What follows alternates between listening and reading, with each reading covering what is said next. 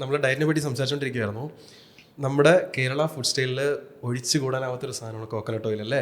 ഇപ്പോൾ വെളിച്ചെണ്ണ അത് എത്രത്തോളം ഇതിനെ എഫക്റ്റ് ചെയ്യുന്നുണ്ട്? നമ്മൾ എത്ര സൂക്ഷിക്കണം? വെളിച്ചെണ്ണ സേഫ് ആണോ? സത്യം പറഞ്ഞാൽ ഒരെണ്ണയും സേഫ് അല്ല എന്ന് വെച്ചാൽ അതിൻ്റെ അളവാണ് മെയിനായിട്ട് നമ്മൾ കൺട്രോൾ ചെയ്യേണ്ടത്. അപ്പോൾ ഈ കോക്കനട്ട് ഓയിൽ എടുക്കുകയാണെങ്കിൽ അതിലുള്ളത് ഈ സാച്ചുറേറ്റഡ് ഫാറ്റ് എന്ന് പറയും, അത് ഒരുപാട് കൂടുതലാണ്. പക്ഷേ കുറേ നല്ല ഘടകങ്ങളും ഉണ്ട്. ഈ ഷോർട്ട് ചെയിൻ ഫാറ്റി ആസിഡ്സ് എന്ന് പറയും, ബ്യൂട്രേറ്റ് എന്നൊക്കെ പറഞ്ഞ ഘടകങ്ങൾ കോക്കനട്ട് ഓയിലിൽ കൂടുതലാണ്. അതുപോലെ നെയ്യ്, നമ്മൾ പലതിലും പായസത്തിലും എല്ലാത്തിലും നെയ്യ് ഒഴിച്ച് ദോശ ഇടുന്നവരുണ്ട്, ചപ്പാത്തിയിൽ ആഡ് ചെയ്യുന്നവരുണ്ട്. ഈ നെയ്യിലും സാച്ചുറേറ്റഡ് ഫാറ്റ് കൂടുതലാണ്, പക്ഷേ അതിലും കുറേ നല്ല ഘടകങ്ങളുണ്ട്. അപ്പോൾ ഒരു 1 മുതൽ 2 ടീസ്പൂൺ വരെ നെയ്യോ അല്ലെങ്കിൽ വെളിച്ചെണ്ണയോ ഉപയോഗിക്കുന്നതിൽ കുഴപ്പമൊന്നുമില്ല. ഇതിൻ്റെ അളവ് നമ്മൾ കൂടുതലായിട്ട് ഉപയോഗിക്കുമ്പോഴാണ് പ്രശ്നങ്ങൾ വരുന്നത്. ഇനി ഏതാണ് നല്ല എണ്ണ എന്ന് ചോദിച്ചാൽ ചിലപ്പോൾ ഒലീവ് ഓയിൽ അല്ലെങ്കിൽ സൺഫ്ലവർ ഓയിൽ, ഇതൊക്കെ നല്ല എണ്ണ എന്ന് പറയും. പക്ഷേ ഇതൊക്കെ നമുക്ക് ഈ ഒലീവ് ഓയിലൊക്കെ എത്ര പേർക്ക് എന്നും യൂസ് ചെയ്യാൻ പറ്റും? അതിൻ്റെ കോസ്റ്റ് കൂടുതലാണ്. നമുക്ക് യൂസ് ചെയ്യാൻ പറ്റുന്നത് ഇതുപോലത്തെ കോക്കനട്ട് ഓയിലൊക്കെയാണ് നമുക്ക് നമ്മുടെ ജീവിതശൈലിയായിട്ട് ചേർന്ന് പോകുന്നത്. അപ്പോൾ അതുകൊണ്ട് ഇന്ന ഓയിലെന്ന് പറയുന്നതിനേക്കാൾ അതിൻ്റെ അളവ് നിയന്ത്രിക്കുക. ഒരു ദിവസം ഒരു 2 മുതൽ 3 ടീസ്പൂൺ ഓയിൽ ഒരു വ്യക്തിക്ക് അത്ര എന്നുള്ള രീതിയിൽ ഉപയോഗം ക്രമപ്പെടുത്തുകയാണ് വേണ്ടത്. ഇപ്പോൾ ഹെറിഡിറ്ററി അല്ലെങ്കിൽ ഒരു ഫാമിലി ഹിസ്റ്ററി, ഡയബറ്റിക് ഹിസ്റ്ററി ഉള്ള ഒരാൾ ഏത് പ്രായം തൊട്ട് നമുക്കൊന്ന് ടെസ്റ്റ് ചെയ്ത് തുടങ്ങണം? അല്ലെന്നുണ്ടെങ്കിൽ ഒന്ന് ടെസ്റ്റ് ചെയ്യണം, ഷുഗർ ലെവലൊക്കെ ഒന്ന് എപ്പോൾ തൊട്ട് ചെക്ക് ചെയ്യണം? നമ്മൾ ഡയറ്റിൻ്റെ കാര്യം നമ്മൾ ചോദിച്ചായിരുന്നില്ല, ഏത് പ്രായം തൊട്ട് നമ്മൾ ഡയറ്റ് കഴിച്ചു തുടങ്ങണം? അങ്ങനെയല്ല, നമ്മൾ ഡയറ്റ് കഴിച്ചു തുടങ്ങുന്ന കാലം മുതൽ നമ്മൾ നല്ലൊരു ഹെൽത്തി ലൈഫ് സ്റ്റൈലും ലൈഫ് ഹാബിറ്റ്സും ഡയറ്റ് ഫുഡ് നോക്കണം എന്നുള്ളതാണ്. അപ്പോൾ അത് നല്ല ഫുഡ് കഴിക്കുക എന്നുള്ളതാണ്. നല്ല ഫുഡ് എന്ന് പറയുന്നത് ടൈംലി ഫുഡ്. അത് ഡയബറ്റീസ് വരാൻ സാധ്യതയുള്ളവർക്ക് മാത്രമല്ല എല്ലാവരിലും അത് കഴിച്ച് ശീലിക്കുക. പിന്നെ ആ സമയത്ത് ഡയബറ്റീസ് ഒക്കെ ഉണ്ട് എന്ന് പറയുമ്പോൾ നമ്മളതൊന്ന് ഇൻറ്റൻസിഫൈ ചെയ്യുന്നെന്ന് മാത്രമേ ഉള്ളൂ.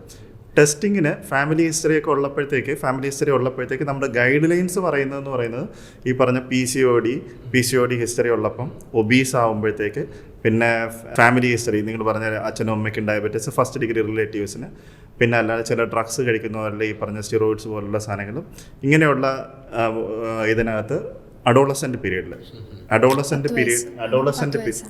10 വയസ്സ് തൊട്ട് ചെയ്യണമെന്നാണ് 10 വയസ്സ് വരെ ചെയ്ത് അത് ഈ പീരിയോഡിക്കലി റീചെക്കും ചെയ്യണം. അതിനകത്ത് ഒരു റിസ്ക് ഫാക്ടർ ഇല്ലാത്ത ഒരാൾ തന്നെ 35 വയസ്സ് തൊട്ട് ചെയ്യണമെന്നാണ് പറയുന്നത്. അതിപ്പോൾ നോർമൽ ആണെങ്കിൽ ഇനി ഒരു 3 ഇയേഴ്സ് കൂടുമ്പോൾ അത് റിപ്പീറ്റ് ചെയ്തുകൊണ്ടിരിക്കണം.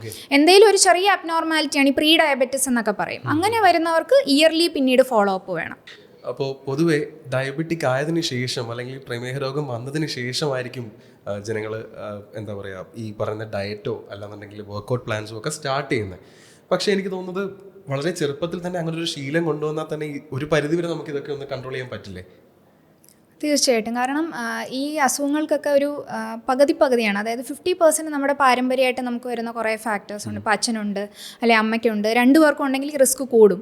ഇത് കൂടാതെ ഇതൊക്കെ മോഡിഫൈ ചെയ്യുന്നത് നമ്മുടെ ലൈഫ് സ്റ്റൈലാണ്, നമ്മുടെ ഡയറ്റും, അത് കൂടാതെ തന്നെ എക്സസൈസും.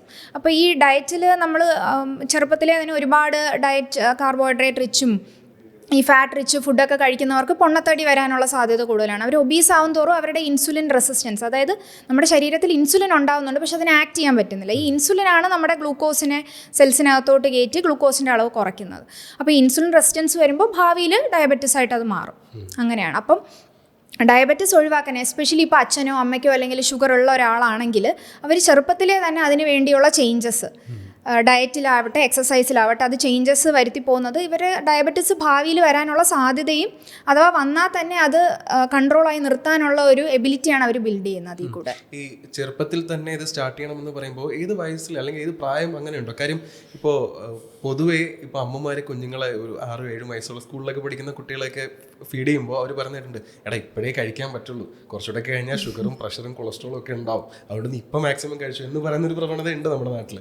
അപ്പോൾ എവിടെയാണ് ആ പ്രായത്തിൻ്റെ പരിധി? നമ്മൾ എപ്പോൾ തൊട്ട് ഇത് സ്റ്റാർട്ട് ചെയ്യണം? അത് ഈ അസുഖം എപ്പോൾ തുടങ്ങുന്നു? അസുഖം അമ്മയുടെ ഉള്ളിൽ നിന്നാണ് തുടങ്ങുന്നത്. അപ്പോൾ കാരണം fetal onset of adult disease പറയാം. അമ്മയ്ക്ക് ഡയബറ്റിസ് ഉണ്ടെങ്കിൽ അല്ലെങ്കിൽ പാരമ്പര്യം ഉണ്ടെങ്കിൽ എംബ്രിയോയിൽ നിന്ന് തന്നെ ഈ അസുഖം തുടങ്ങുന്നു എന്നുള്ളതാണ്.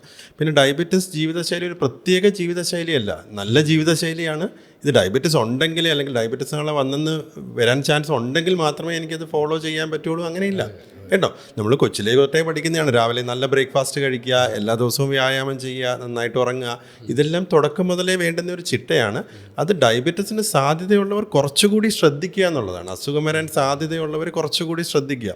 അപ്പോൾ നമ്മൾ കൂടുതലും പറയുന്നത് നമ്മൾ റിസ്ക് കൂടുന്നതിനനുസരിച്ച് നമുക്ക് പ്രൊട്ടക്ഷൻ കൂടുതൽ വേണം. നമ്മൾ ബൈക്കിൽ പോകുമ്പോൾ നമ്മൾ ഹെൽമെറ്റ് ഇട്ടേ പോവുള്ളൂ, നമ്മൾ കാറിൽ പോകുമ്പോൾ ഹെൽമെറ്റ് ഇടണമെന്ന് നിർബന്ധമില്ല. ബൈക്കിൽ ഹിമാലയത്തിൽ പോകുമ്പോൾ നമ്മൾ ജാക്കറ്റും എല്ലാം ഇട്ടുകൊണ്ടായിരിക്കും പോകുന്നത്. അപ്പോൾ റിസ്ക് കൂടുന്നതിനനുസരിച്ച് പ്രൊട്ടക്ഷൻ കൂടുക. ഇപ്പം വീട്ടിൽ ആർക്കും ഡയബറ്റിസ് ഇല്ല, നമ്മൾ മെലിഞ്ഞിരിക്കുകയാണ്, നമ്മളൊരു നല്ല ഹെൽത്തി ലൈഫ് സ്റ്റൈൽ ആണെങ്കിൽ വലിയ റിസ്ക് ഇല്ല.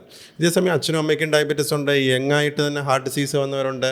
അങ്ങനെയുള്ളവർ വളരെ ചെറുപ്പത്തിൽ തന്നെ നമ്മൾ ആ ഒരു ആഹാര രീതിയിലേക്കും വ്യായാമത്തിലേക്കും ഈവൻ ജോലി തിരഞ്ഞെടുക്കുന്നതിൽ വരെ അത് ശ്രദ്ധിക്കുന്നത് വളരെ നല്ലതായിരിക്കും. കാരണം അങ്ങനത്തെ റിസ്ക് ഉള്ളവർ ഫിസിക്കലി ആക്റ്റീവായിട്ടുള്ള ജോലികൾ തന്നെ എടുക്കുക.